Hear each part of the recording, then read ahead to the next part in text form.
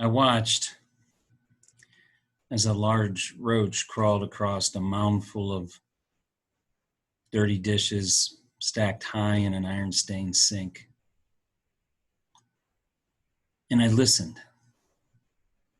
I listened as a very overwhelmed, stressed out mother, aged way ahead of her time, poured forth her concerns regarding her teenage son, James, like the tears that streaked down her cheeks.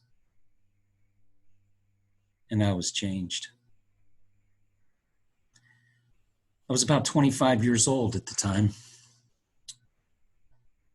I was a newly graduated, very proud psychology major. I was the first in my family to have the opportunity to graduate from a 4-year school, and I was ready to save the world. And there I sat in the shadow of this desperate and broken mother, and I felt incompetent and pathetic. I can still remember the feeling I had when she politely offered me a cup of coffee and then presented it to me in one of those dirty cups stacked in the sink that she quickly ran under tap water and filled with instant coffee. Many experiences in our lives serve to humble us. Experiences serve to expand our perceptions of normal. We've heard that word a lot lately. We've heard the terms new normal. That wasn't a term that was being used before I started this presentation in preparation to share with you before it was postponed in March.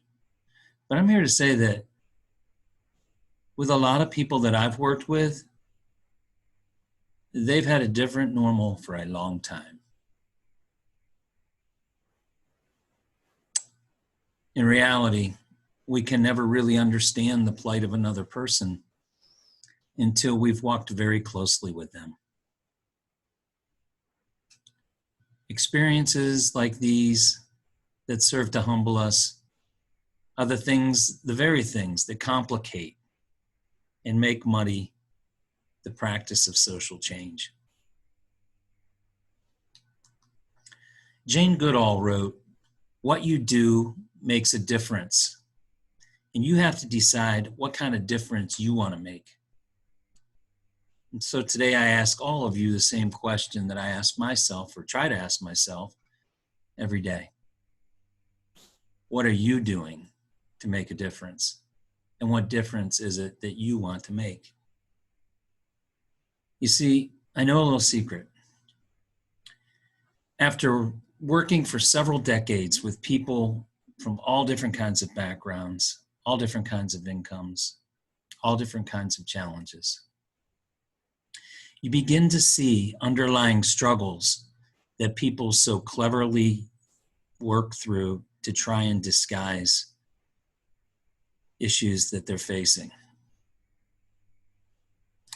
I actually know that many of you have probably forgotten why you're doing what you're doing. Now, how do I know this? I know this because I'm no different.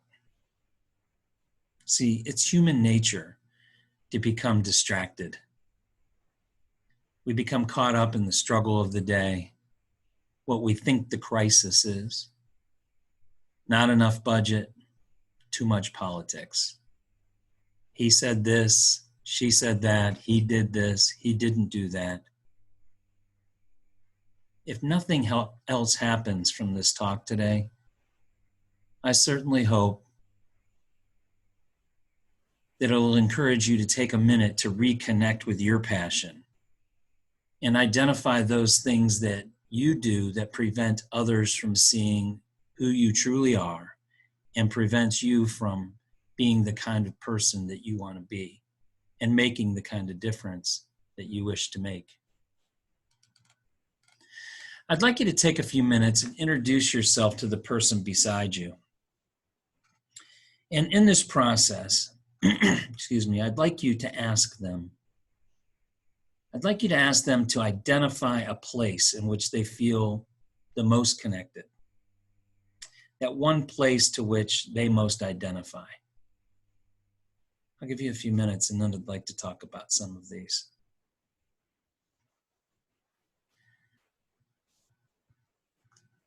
So for many of you, as I might expect, the place that it may have been a natural place that you identified. A place filled with birds and bees and butterflies, flowers and trees, animals. For others, it may have been, people that make the difference.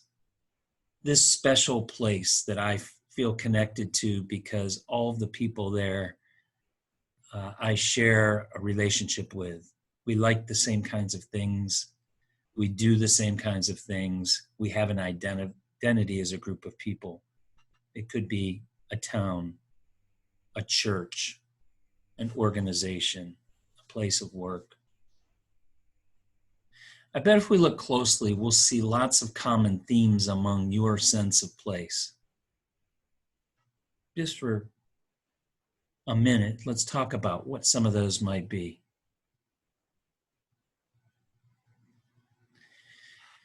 Has anyone read the article, The Impact of Environmental Education on Sense of Place Among Urban Youth? It was written by Kudryavtsev, Stedman, and Krasny in 2012, and it's a really good article because it not only gives a strong review of the evolution of sense of place and the importance of place, but in short, the article identifies two main components or contributing factors to a person developing a strong sense of place. Those two components are identified as sense of place and place of meaning.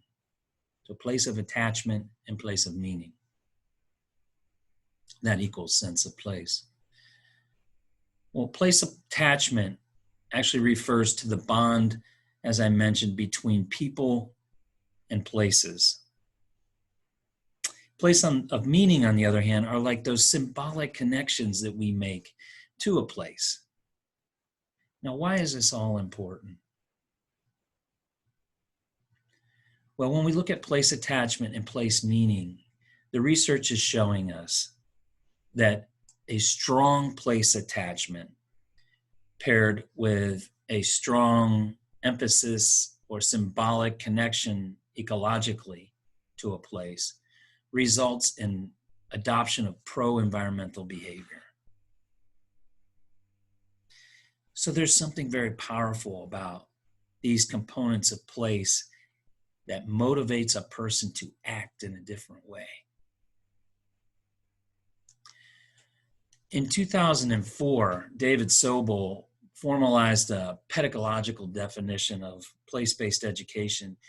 And I'd like to share that with you because I think it ties into this whole idea of sense of place.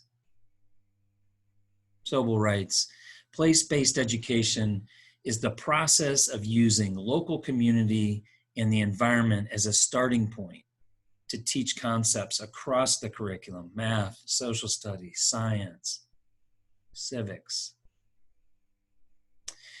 It emphasizes hands-on, real-world learning experiences. This approach to education increases academic achievement. It helps students develop stronger ties to the community. It enhances student appreciation for the natural world. And it creates a much higher level of commitment to serving as active contributing citizens. You know, community vitality and environmental quality are improved when we have an active, engaged local citizenry. And we achieve that by strengthening sense of place, sense of place attachment, and symbolic, highly emphasized ecological place meaning. So what if you come from a place like this?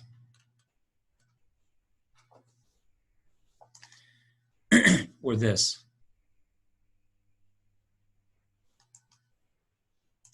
Or this?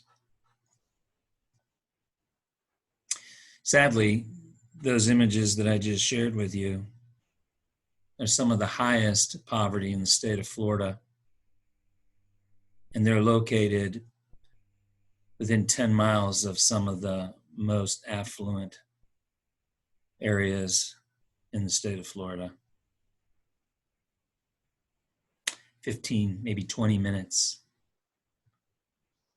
from the highest wealth to the lowest wealth. Simon Sinek, in his book, Leaders Eat Last, traces our roots back to when danger existed all around us and everything around us threatened our existence. I bet Sinek didn't realize that he would be writing this book just years prior to a pandemic that has done exactly that, has threatened our existence and has created danger all around us. Out of necessity, Sinek states in his book, we banded together in tribes of safety.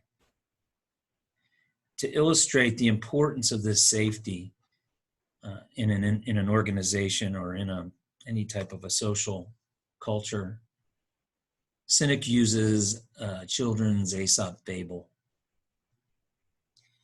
He uses the fable of the lion and the oxen. Whenever the lion would come around hungry, looking for a meal, the oxen would band together and they would turn their tails inward and form a circle, lowering their heads and horns, so that no matter which direction the lion approached the oxen, he would approach defense and horns. This worked out pretty well until one day, one of the oxen began quarreling with the other, and they all started taking sides. And so they moved away from each other and each took a corner of the field so that they wouldn't have to deal with each other's quarreling. Obviously, the moral of the story is pretty easy. The lion came and one by one picked off its prey to fill its belly. Sinek uses this example to introduce the importance of the circle of safety in leadership and among organizations, and the importance of trust. He moves on in his book to describe the chemical changes that take place in the brain. And there's some very strong chemical connections. The chemicals he focuses on most are endorphins, dopamine, serotonin, and oxytocin. Endorphins are those chemicals that mask pain.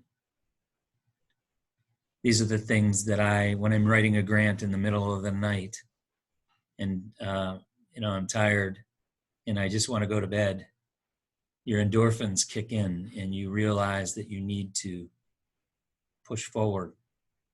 Endorphins, in many ways, are perseverance. Dopamine is that chemical that Sinek identifies as the chemical of accomplishment, the pride of completing something.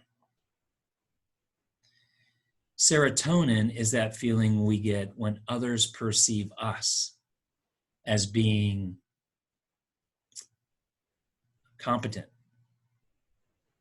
when they respect us, when they acknowledge us, and they make us feel complete. Oxytocin is that chemical that deals with deep trust and love.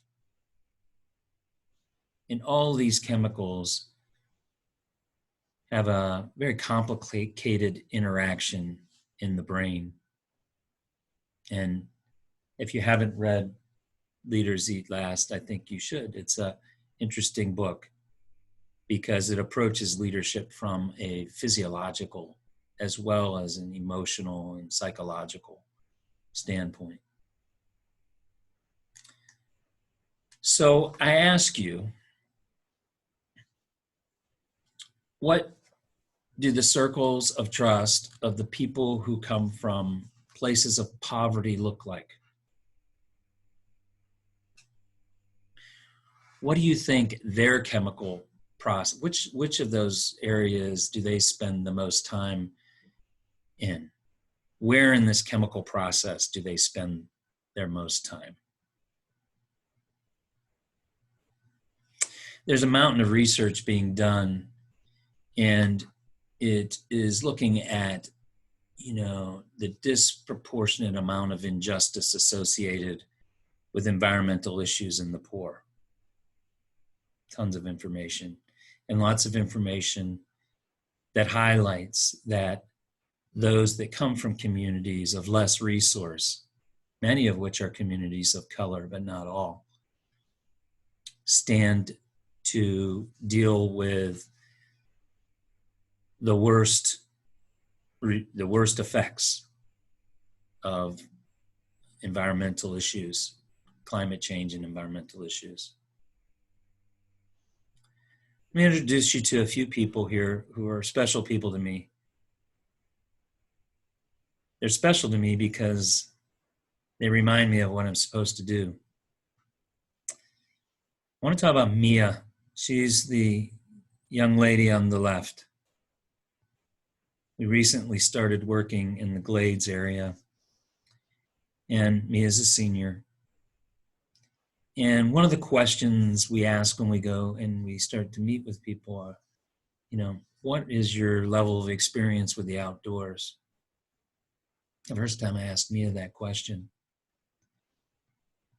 her response was, I've got to be really honest with you. The only time I go outdoors is when I'm taking out the trash. Mia is enrolled in this program with us. She's given up 2 of her Saturdays to learn about the water systems in South Florida.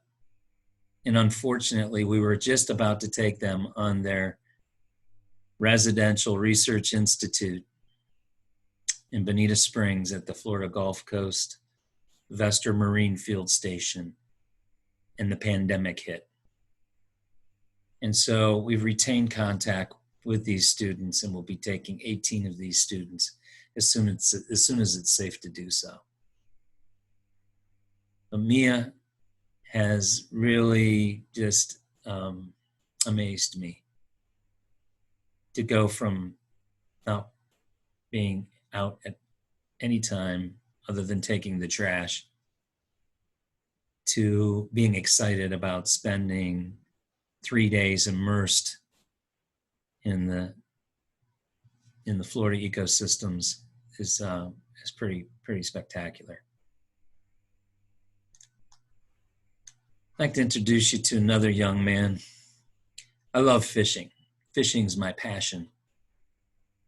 It's the only thing I can do that gets me away from everything. I don't get to do it nearly enough. And when I do it, I really don't like a lot of distractions. It's a very quiet time for me. Just the water, me and the fish. But I'm a magnet, particularly for young people. This is Sargent. I was sitting at the Boynton Inlet, fishing on the seawall after a very stressful week. Now, you can tell this is quite late. It was about 11 or 11:30. And I saw this young boy walking up and down and just looking at the people, trying to make eye contact. And I thought to myself, please, God, not tonight.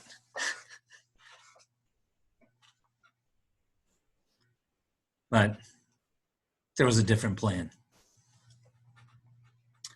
So Sergeant came over and he saw that I had one pole in the water and one pole laying on against the concrete. And he sat down right beside me. And he looked at me. He just looked at me. And finally he said, I could hear him under his breath saying, what are you going to do with that pole? And I knew I was in trouble. I tried to ignore that as if I hadn't heard it, to which he became more persistent. And then he began with, I want to fish. I want to fish.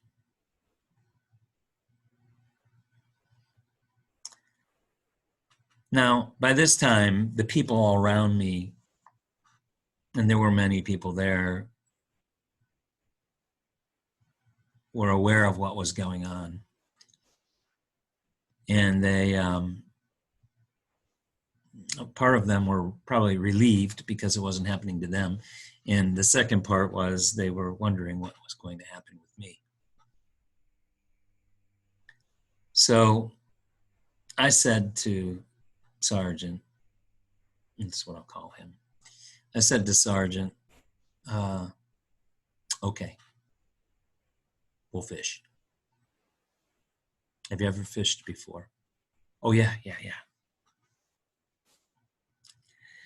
So I gave Sergeant the backup rod initially that I had. And then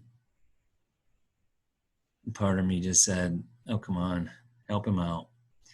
And so I gave him my $300 plus Shimano rod. And I took the rod that I've had for probably 1,000 years. And I told him, I asked him one thing. I said, please just make sure that you hold on to the rod and you don't let go of it or let it slip when you're casting. And he was very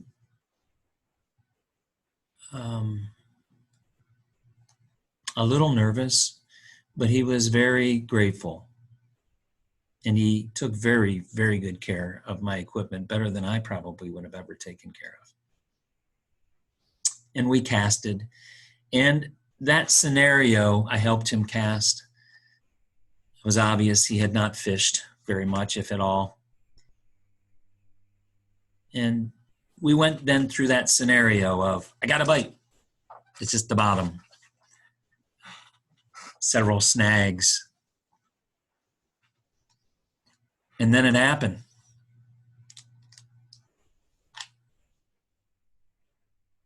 Sergeant, his whole world changed. He caught a fish. You would have thought that he hit the lottery. Just a little mangrove snapper, not even big enough to keep. But it was his first fish, and he told us that it was his first fish after he caught it. And it was amazing to see all the people up and down that concrete, that pier, applauding for Sergeant. And I felt even more like an idiot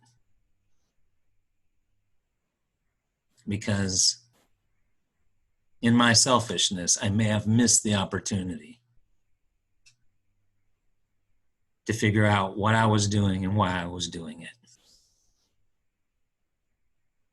A lot of people thought Sargent was there with me when I got ready to leave. His father, Sargent ran to the car, his father, who showed very little interest. And then he came back and he would let his fish go. We fished for a little while longer, and then it was time for me to leave. And when I left, people were like, well, we thought he was yours. And I was like, no. But I'm glad that tonight I was able to help somebody out.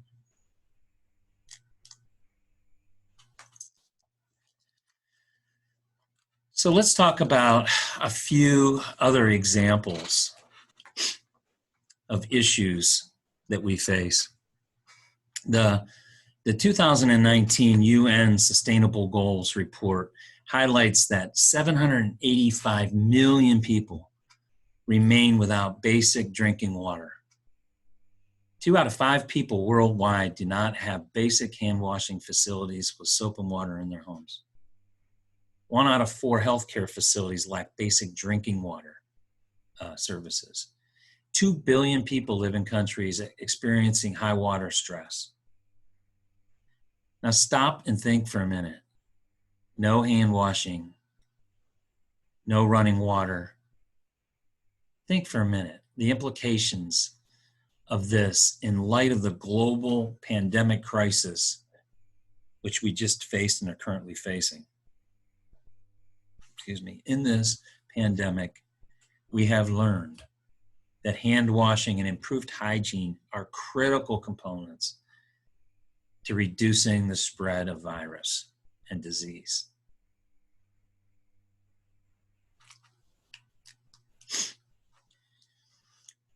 This chart represents water-stressed areas by country.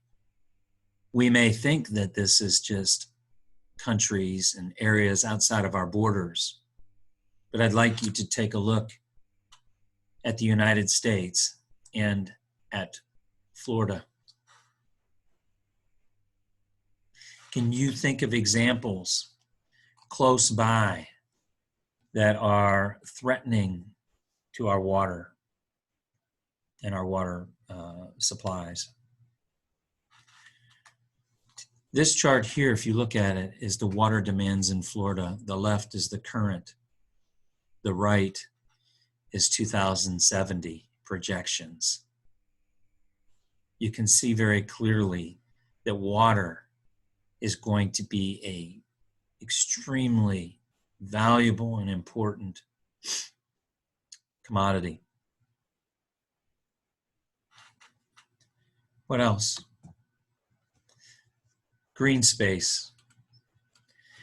I've reviewed a lot of articles lately on the benefits of green space and their effects on mental health. There seems to be this resurgence of biophilia, the study of biophilia, the well-being that comes to us from nature. And this research is really telling us what we already know. Green space is not only an environmental benefit or a luxury, it's a physical and mental health requirement.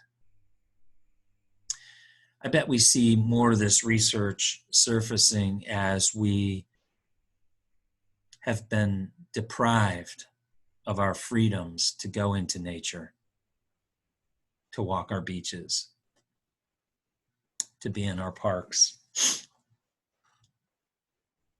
I think we're only beginning to see some of the repercussions from removing nature from man. Again, for many urban poverty-stricken communities, their access has been restricted to green space, safe green space for years. Here's several articles that I have here. I will not go through all of these for time's sake, but if anybody wants this bibliography later, please let me know and I'll make sure that you get a copy of it.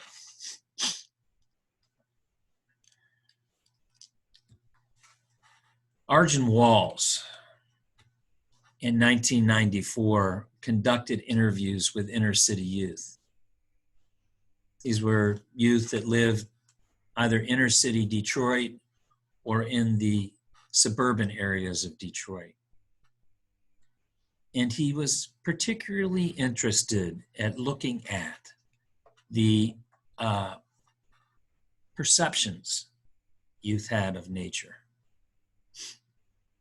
Interestingly, here's what he found, and it's probably not surprising. Inner city youth viewed nature and green space as a backdrop, as just a piece of the background, a challenging place, a reflection of the past, a threatening place, a place you're taught not to go.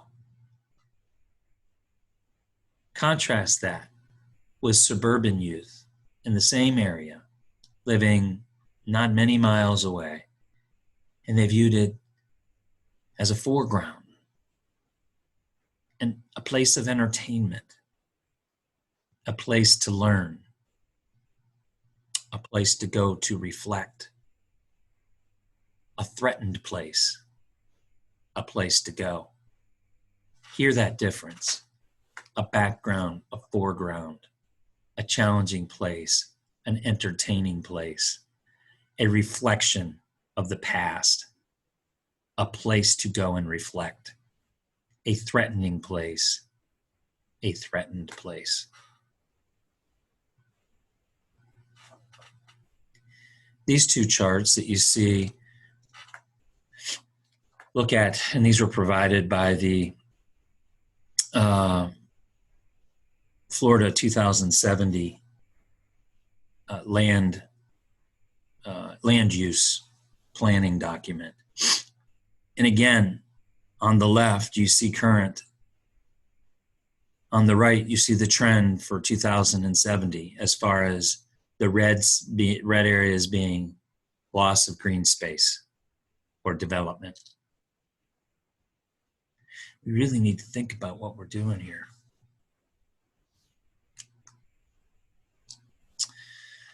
The South Florida Regional Climate Action Plan published the social equity key to Southeast Florida's regional climate action planning in 2017. And there are some points in here that I just want to hit really quickly. Communities of color and low-income areas are disproportionately exposed to heat, flooding, pollution risks. Those areas have reduced resources. Recent economic booms have already left those areas behind, and they're subject to go even further behind. They don't have financial stability when it comes to weathering intense storms or heat and floods. If anything, this pandemic has done, it has exploited the gap. In particular, we've seen it with schools and the gap with technology resources. But that's just the tip of the iceberg. Those deficiencies run deep. Low-income areas of color are particularly vulnerable to the extreme effects of weather because they're often located in heat islands or floodplain zones. And these are the areas that often receive the least amount of education, that have the least amount of wealth, tax base, and resource to adapt to what's coming, to the changes in climate. So in looking at all of these issues, I knew coming into my role 7 years ago at Pine Jog, we needed to get our ducks in a row. It begs the question, if we teach the interconnectedness of all living things, then why do we design and deliver disconnected programming? With this question in mind, I challenged the FAU Pine Jog team to look closely at what we were doing and figure out a way to do it better. We undertook a very detailed strategic planning process, which I hate strategic plans. So I was like, if we're going to do a strategic plan, we're going to do it the right way, and it's going to have an action plan attached to it. So we don't go through all this planning and then do nothing. So we utilized the balanced scorecard process, and what they came up with is amazing. So let's talk about Pine Jog.